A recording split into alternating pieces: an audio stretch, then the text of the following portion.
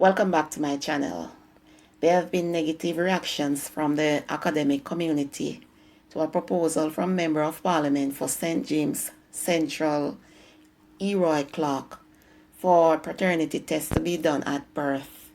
However, Dr. Herbert Gale believes the proposal is riddled with problems and could lead to even more violence against women. Dr. Clark makes the suggestion as a means of addressing domestic violence, particularly against women. However, Dr. Gale said this will not solve the issue. Two men back and forth in Parliament about whether a paternity test should be mandatory at birth or not. Well, it is always said that Jamaica is the jacket capital of the world. I don't know if that is true. Now, working in a male-dominated field for over 20 years. Yeah, big up to myself.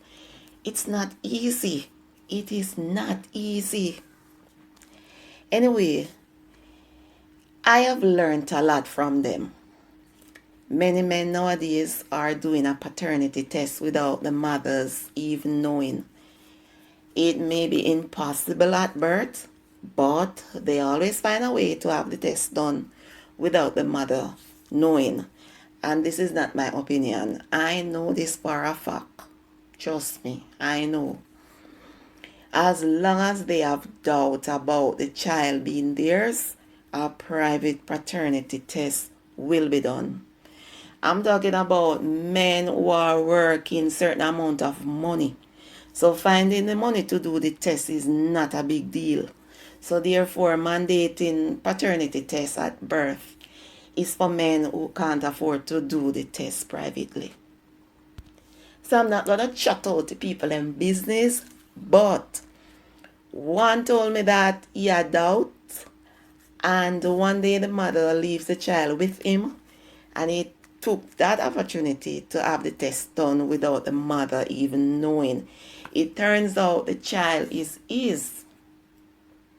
Yeah, but he had doubts, and in order for him to love the child unconditionally, he needs to know. I'll know the mother no know. Remember me tell you. One told me that he had doubt, and as soon as the child is big enough to go to the barber, he went for his son to take him to the barber. You know, you understand. And he went and did the paternity test privately, and then he took the son to the barber. It turns out that the child is not his.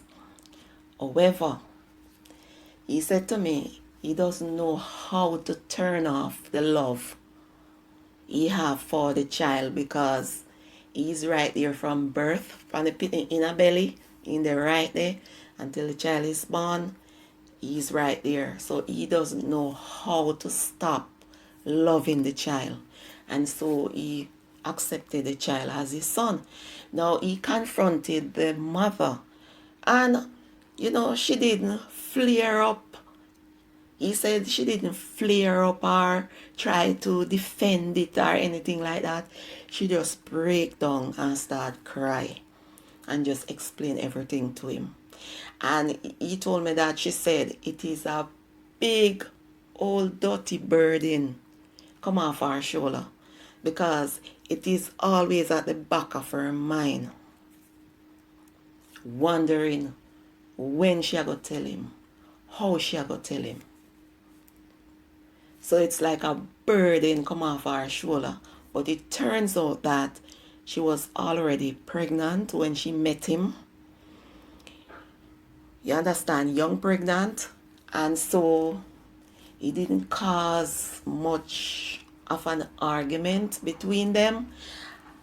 I don't know personally of a situation where the woman steps out of a relationship and get pregnant. I don't know of that. All of them what me know of is that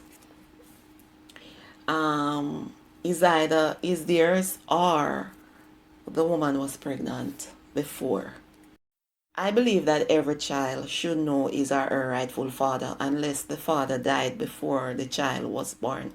I heard of a situation, I don't know them personally, that the man overseas in the US and he's filing for his family, his wife and kids.